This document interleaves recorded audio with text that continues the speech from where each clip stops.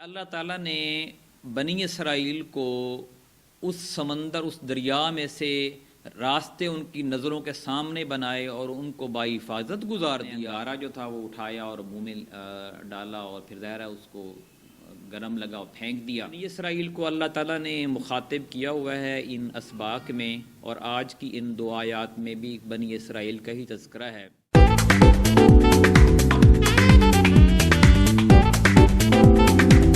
اعوذ باللہ من الشیطان الرجیم، بسم اللہ الرحمن الرحیم۔ وَإِذْ نَجَّيْنَاكُم مِّنْ آلِ فِرْعَوْنَ يَسُومُونَكُمْ سُوءَ الْعَذَابِ يُذَبِّحُونَ أَبْنَاءَكُمْ وَيَسْتَحْيُونَ نِسَاءَكُمْ وَفِي ذَلِكُمْ بَلَاءٌ مِّن رَّبِّكُمْ عَظِيمٌ۔ وَإِذْ فَرَقْنَا بِكُمُ الْبَحْرَ فَأَنجَيْنَاكُمْ وَأَغْرَقْنَا آلَ فِرْعَوْنَ وَأَنتُمْ تَنظُرُونَ۔ صدق اللہ العظیم۔ میرے انتہائی قابل قدر دوستو بھائیو، میں نے آپ کے سامنے سورۃ البقرہ کی آیت نمبر 49 اور 50 تلاوت کی ہے۔ ہم نے سلسلہ وار پروگرام شروع کیا ہوا ہے اور روزانہ کی بنیاد پر 1 سے 2 آیات پڑھتے ہیں، اور ہمارا مقصد یہ ہے کہ ہم قرآن کو پڑھتے جائیں اور اس کے مطابق اپنی زندگی کو سنواریں اور اس کے مطابق کائنات کے اندر تبدیلی لے کے آئیں، اور وہ تبدیلی نبی پاک صلی اللہ علیہ وآلہ وسلم کے طریقے سے ہی ظاہر آئے گی، اور آپ نے اسی قرآن کے طریقے کے مطابق جو ہے وہ کائنات کو تبدیل کیا۔ بنی اسرائیل کو اللہ تعالیٰ نے مخاطب کیا ہوا ہے ان اسباق میں، اور آج کی ان 2 آیات میں بھی بنی اسرائیل کا ہی تذکرہ ہے۔ اللہ تعالیٰ نے یہ فرمایا ہے کہ وَاتَّقُوا يَوْمَ لَا تَجْزِي وَإِذْ نَجَّيْنَاكُمْ، یہ ایک واقعہ ہے۔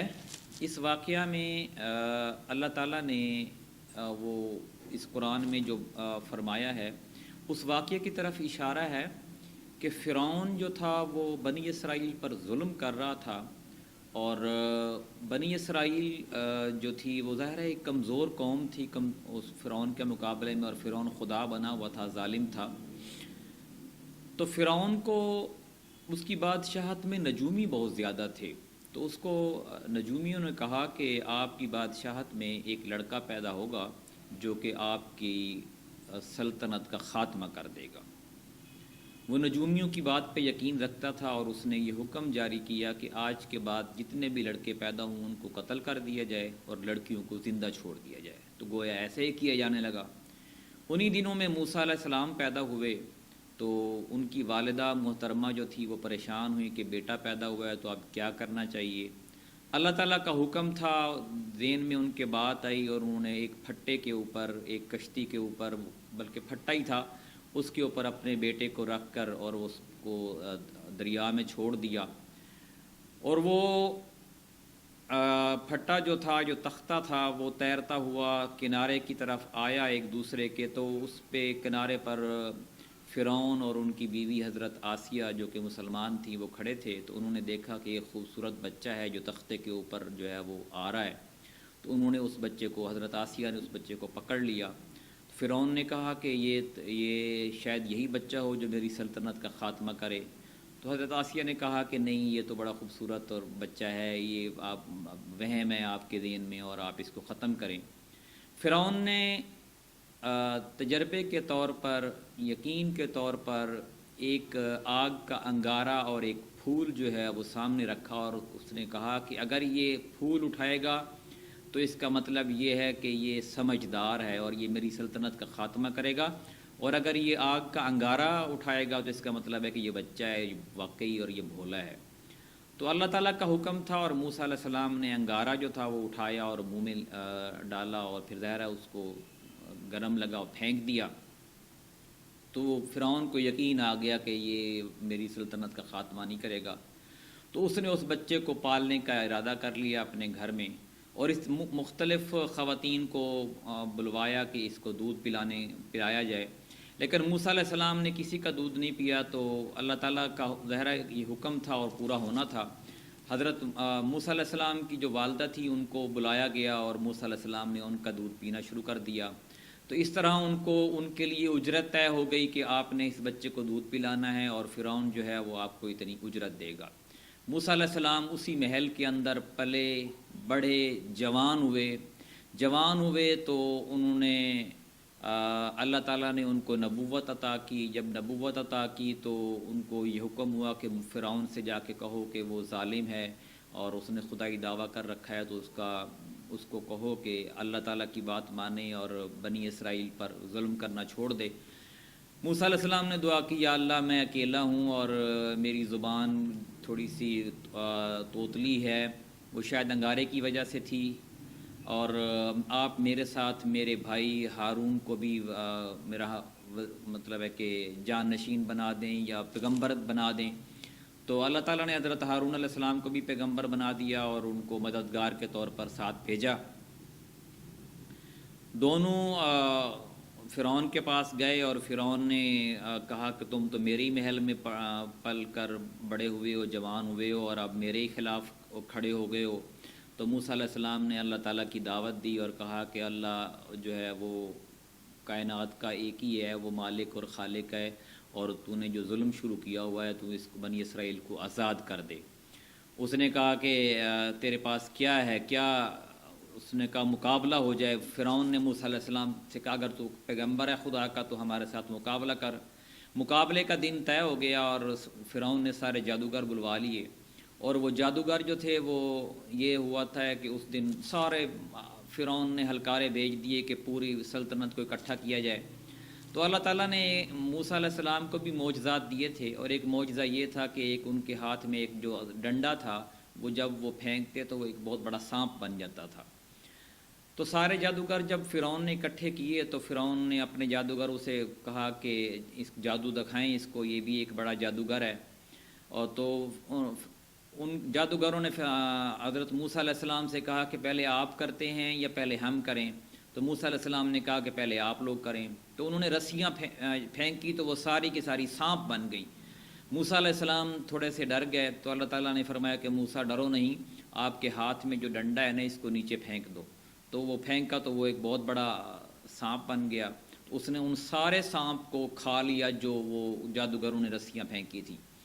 تو وہ جتنے بھی جادوگر تھے وہ سارے انہوں نے کہا کہ ہم موسیٰ کے رب پر ایمان لے آئے، کیونکہ یہ جادو نہیں ہے، یہ کوئی خدائی طاقت ہے، ورنہ ہم سے بڑا تو جادوگر کوئی ہے نہیں کہ اس طرح سارے جادو کا خاتمہ کر دے.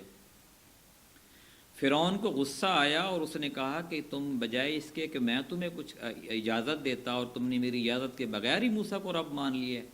تو اس نے کہا کہ میں تمہیں جو ہے وہ مروا دوں گا، قتل کروا دوں گا، آگ میں ڈلوا دوں گا، ہاتھ اور پاؤں مخالف سمتوں سے کٹوا دوں گا. یعنی اس نے عذاب کی ان کو دھمکی دی. تو اب وہ سارے موسیٰ علیہ السلام کے ساتھ اکٹھے ہو گئے کہ موسیٰ ہم تو تیرے رب پر ایمان لے کے ہیں، اب تو ہی ہمیں بچا. موسیٰ علیہ السلام جو تھے وہ رات کو اس قوم کو لے کر وہاں سے نکل پڑے، اور فرعون کو بھی پتہ چل گیا. فرعون نے ساری سلطنت کو، ساری فوجوں کو اکٹھا کر لیا، اور وہ فرعون بھی پیچھے، موسیٰ علیہ السلام اور بنی اسرائیل آگے. وہ آگے پہنچے تو آگے دریا تھا، بہت بڑا دریا، اور پیچھے فرعون کی فوج تھی. تو سارے کہنے لگے کہ موسیٰ اب ہم کیا کریں گے؟ تو اللہ تعالیٰ کا حکم ہوا اور موسیٰ علیہ السلام نے وہ جو ڈنڈا تھا وہ دریا میں مارا اور اس میں راستے بن گئے. موسیٰ علیہ السلام اور آپ کی جو قوم تھی وہ اس نے دریا کو عبور کیا، اور جب دیکھا فرعون نے کہ یہ تو راستے بنے ہوئے ہیں تو وہ بھی اسی دریا میں آ گیا. جب وہ بالکل عین درمیان میں پہنچا تو اللہ تعالیٰ نے آگے اور پیچھے سے راستے کاٹ دی اور فرعون اپنی فوج سمیت جو ہے وہ دریا میں غرق ہو گیا. یہ اسی کا تذکرہ ہے بنی اسرائیل کو کہ اللہ تعالیٰ نے فرمایا کہ اے بنی اسرائیل میری ان نعمتوں کو یاد کرو، کتنی بڑی بڑی نعمتیں میں نے انعامات تمہارے اوپر کیے. وَإِذْ نَجَّيْنَاكُمْ مِنْ آلِ فِرْعَوْنَ، جب ہم نے تمہیں آل فرعون سے، یعنی فرعون کی حکومت سے، اس کے جو اہلکار تھے، اس کی گورنمنٹ، اس کے سارا جو نظام تھا اس سے تمہیں نجات دی. اور اس نے کیا کیا ہوا تھا؟ یسومونکم سوء العذاب، اس نے تمہیں ایک سخت عذاب میں مبتلا کیا ہوا تھا. یذبحون ابناءکم، تمہارے بیٹوں کو قتل کرتا تھا. ویستحیون نساءکم، اور تمہاری عورتوں کو، بچیوں کو زندہ چھوڑ دیتا تھا.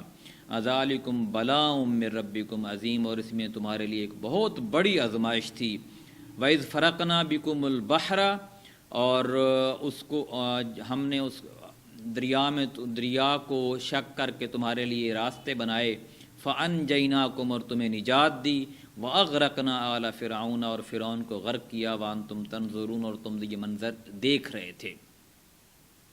یعنی اتنی بڑی نشانی کہ اللہ تعالیٰ نے بنی اسرائیل کو اس سمندر، اس دریا میں سے راستے ان کی نظروں کے سامنے بنائے اور ان کو باحفاظت گزار دیا، اور انہی راستوں کو ختم کر کے فرعون اور اس کے لشکر کو اس دریا کے اندر غرق کر دیا۔ اور اتنی بڑی نشانی دیکھنے کے باوجود بھی اگر کوئی قوم راہ راست سے پھر جائے تو پھر اللہ کا عذاب جو ہے وہ اس کے اوپر نازل ہوتا ہے۔ اللہ تعالیٰ سے دعا ہے کہ یہ جو بنی اسرائیل کے اندر جو خرافات آئیں ان خرافات سے ہمیں بچائے، اور ہمیں اپنے نبی کریم صلی اللہ علیہ وآلہ وسلم کے راستے پر چلنے کی توفیق عطا فرمائے۔ انشاءاللہ اس سلسلے کو ہم جاری رکھیں گے۔ جزاک اللہ۔